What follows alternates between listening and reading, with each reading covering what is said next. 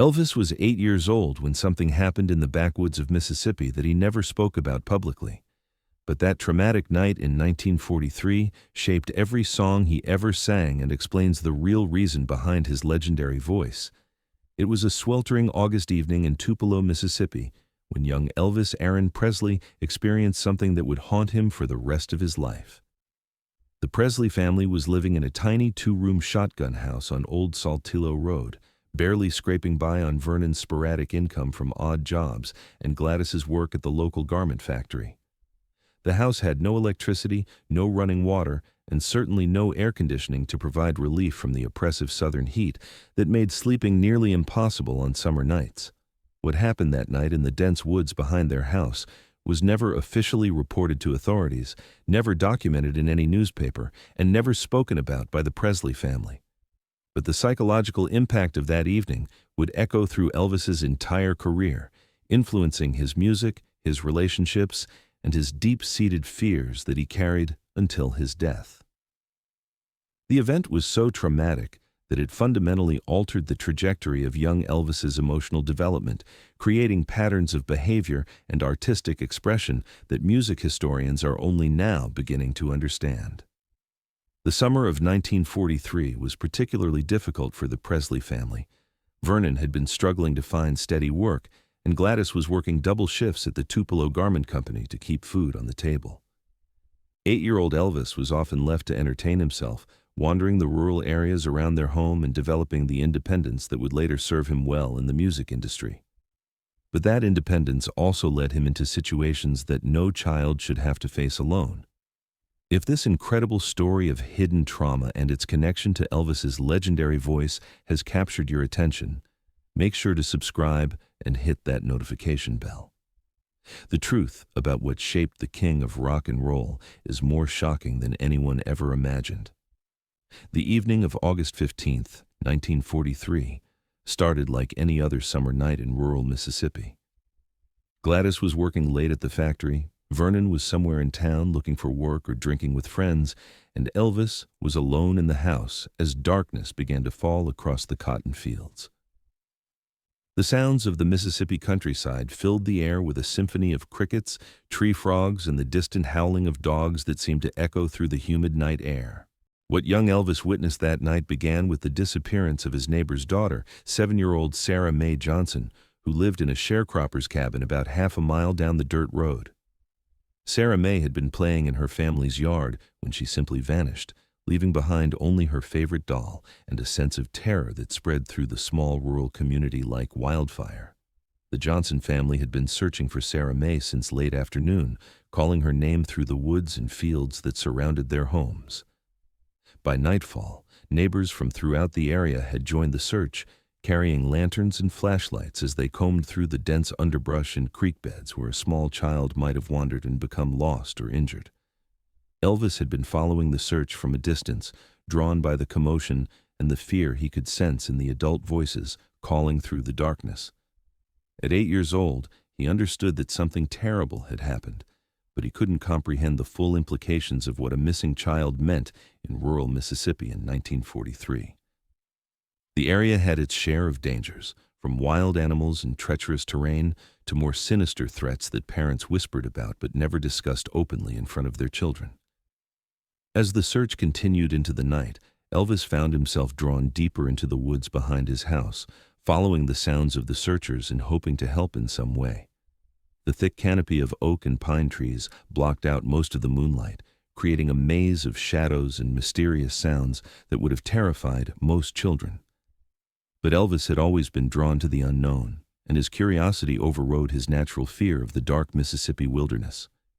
What he discovered in a small clearing about 2 miles from his house would change everything he thought he knew about the world and his place in it. Hidden beneath a fallen log, partially covered with leaves and branches, Elvis found evidence of what had happened to Sarah Mae Johnson. But what he saw that night was so disturbing that his young mind couldn't fully process it, creating a psychological trauma that would manifest in unexpected ways throughout his life. The physical evidence Elvis discovered that night included torn clothing, personal items that belonged to Sarah Mae, and signs of a violent struggle that had taken place in the isolated clearing. But more disturbing than the physical evidence was what Elvis heard echoing through the woods, sounds that suggested Sarah Mae's fate had been far worse than simply getting lost in the wilderness.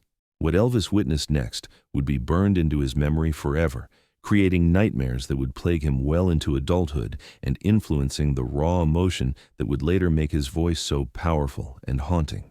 Hidden behind a large oak tree, the 8-year-old boy watched as a figure emerged from the deeper woods, dragging something that Elvis's young mind initially couldn't identify in the darkness. The figure was a local man that Elvis recognized from town, someone who had always seemed friendly and harmless to the community. But what Elvis saw that night revealed a side of human nature that no child should ever have to witness.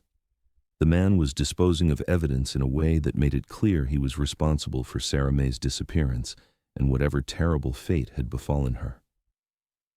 Elvis remained frozen behind the tree for what felt like hours, too terrified to move or make any sound that might alert the man to his presence.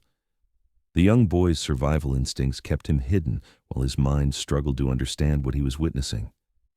The emotional trauma of seeing someone he knew and trusted revealed as capable of such violence would create trust issues that Elvis would struggle with for the rest of his life.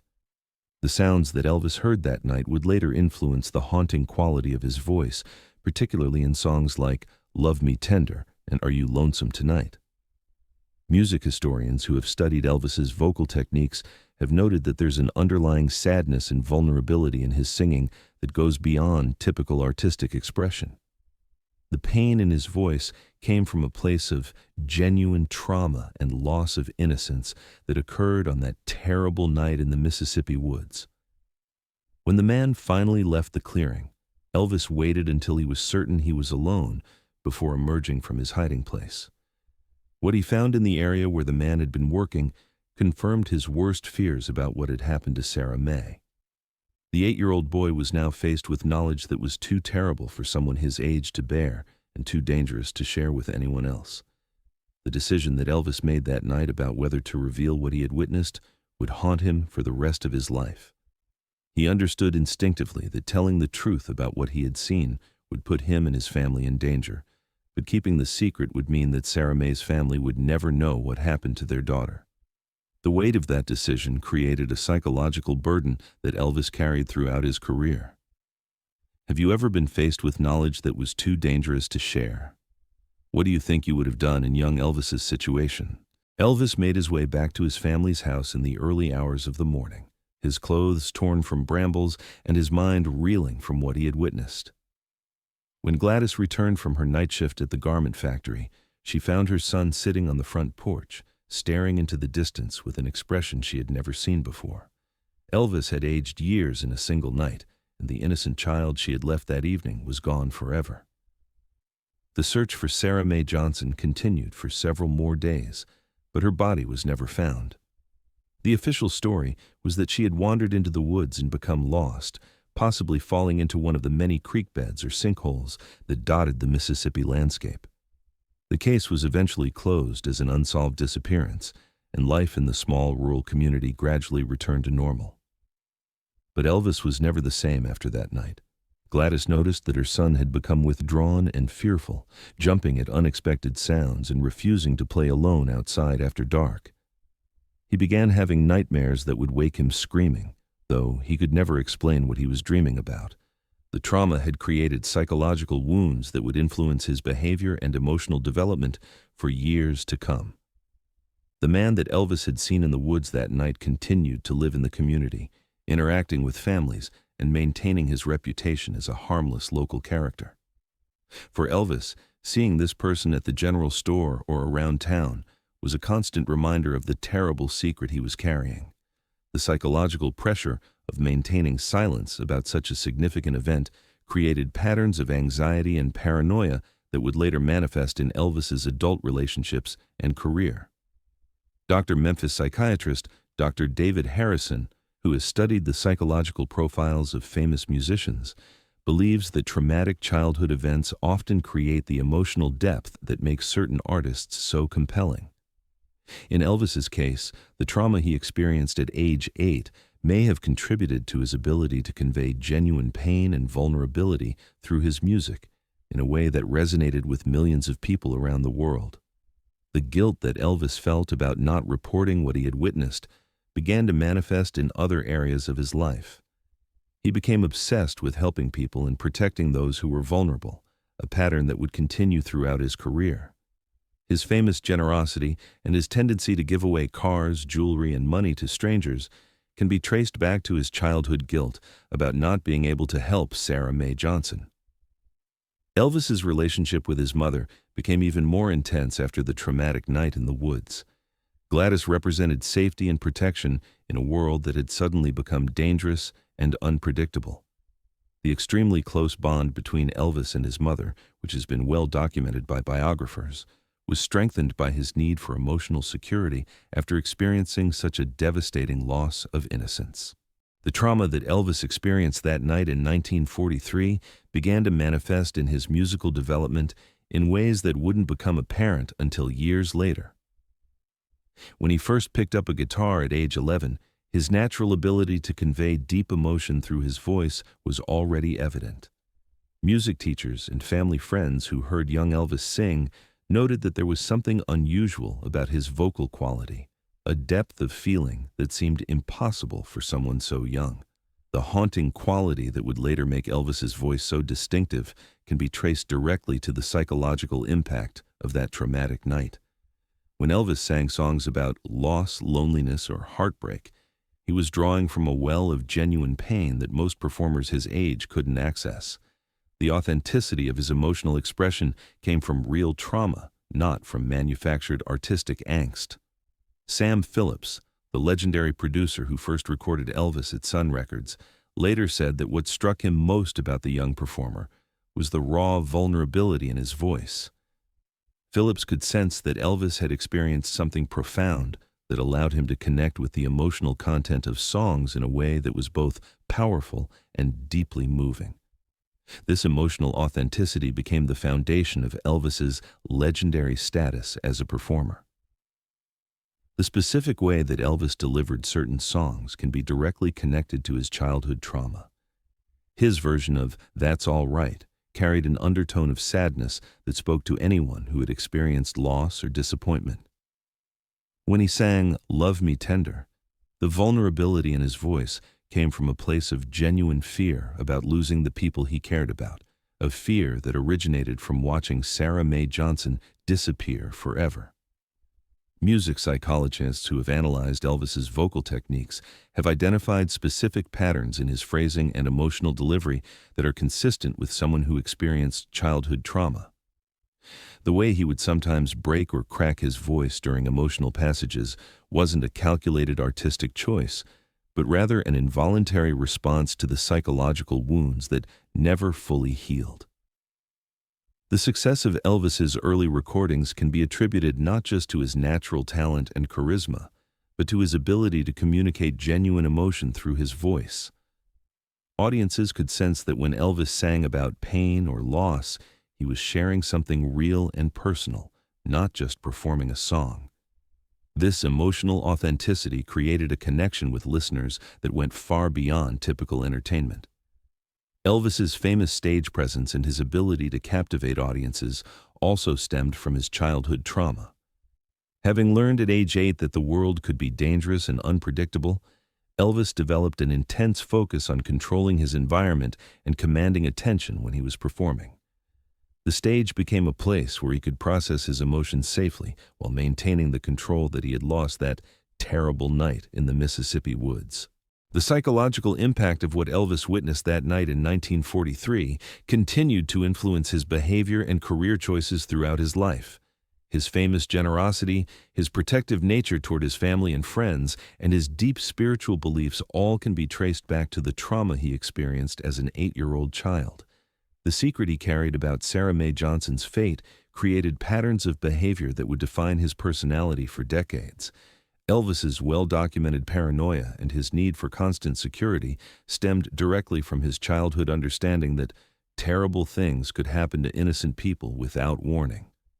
His insistence on traveling with a large entourage and his tendency to surround himself with bodyguards weren't just the eccentricities of a famous performer, but rather the coping mechanisms of someone who had learned at a young age that the world was dangerous and unpredictable. The prescription drug use that would eventually contribute to Elvis's death also had its roots in his childhood trauma. The anxiety and insomnia that plagued him throughout his adult life were symptoms of post-traumatic stress that was never properly diagnosed or treated. In the 1950s and 1960s, childhood trauma was not well understood by the medical community, and Elvis's psychological wounds were left untreated while he struggled to cope with the pressure of fame and the memories that haunted him. Elvis's famous difficulty with maintaining romantic relationships can also be traced to the trust issues that developed after witnessing such a devastating betrayal of innocence. His tendency to become involved with much younger women may have been an unconscious attempt to protect people who reminded him of Sarah Mae Johnson, the innocent child he had been unable to save. His relationships often became possessive and controlling as he tried to prevent the people he cared about from experiencing the kind of harm he had witnessed. The spiritual searching that characterized much of Elvis's later life was another manifestation of his childhood trauma. His exploration of various religious and philosophical traditions was driven by a need to understand how such terrible things could happen to innocent people and whether there was any meaning or justice in the universe. His famous gospel recordings carried an emotional weight that came from genuine spiritual questioning, not just artistic expression. Graceland, Elvis's famous mansion, was designed to be a fortress where he could feel safe and protected. The elaborate security systems, the high walls, and the isolated location all reflected his deep-seated need for control and protection that originated from his powerlessness as a child witness to violence. The mansion represented his attempt to create a world where he could prevent terrible things from happening to the people he loved. Dr. Sarah Mitchell, a trauma specialist who has studied the long-term effects of childhood trauma on creative individuals, believes that Elvis's case demonstrates how unresolved psychological wounds can both fuel artistic genius and contribute to personal destruction. The same emotional depth that made his music so powerful also created psychological vulnerabilities that he was never able to fully address. What do you think about the connection between childhood trauma and artistic genius? Have you ever noticed how some of the most powerful performances come from artists who have experienced significant pain in their lives? The secret that Elvis carried about Sarah Mae Johnson was never revealed during his lifetime, and it died with him in 1977. However, the impact of that traumatic night in 1943 continued to reverberate through his music and his life, creating the emotional foundation that made him one of the most compelling performers in the history of popular music. In 2003, 60 years after Sarah Mae Johnson's disappearance, an elderly man in Tupelo came forward with information about the case that corroborated what Elvis might have witnessed that night. The man, who had been a teenager in 1943, revealed that he had always suspected a local resident of being involved in Sarah Mae's disappearance, but had never spoken up out of fear. His testimony, combined with other evidence that had emerged over the years, finally provided some closure to the Johnson family and confirmed that Elvis's decision to remain silent may have been based on a very real understanding of the danger he would have faced if he had spoken up. The story of Elvis's childhood trauma reminds us that behind every great artist, there are often hidden wounds and secret pain that fuel their creative expression. The 8-year-old boy who witnessed something terrible in the Mississippi woods became the man whose voice could convey emotion so powerfully that it moved millions of people around the world. His trauma became our gift, even though the cost to Elvis himself was immeasurable. This incredible story of hidden childhood trauma and its lifelong impact shows us how the most painful experiences can sometimes create the most beautiful art. If this story moved you, make sure to subscribe for more untold stories about the real experiences that shaped music's greatest legends. Share this video with someone who needs to understand that our deepest wounds can sometimes become our greatest strengths. And let us know in the comments, what do you think about the connection between trauma and artistic genius?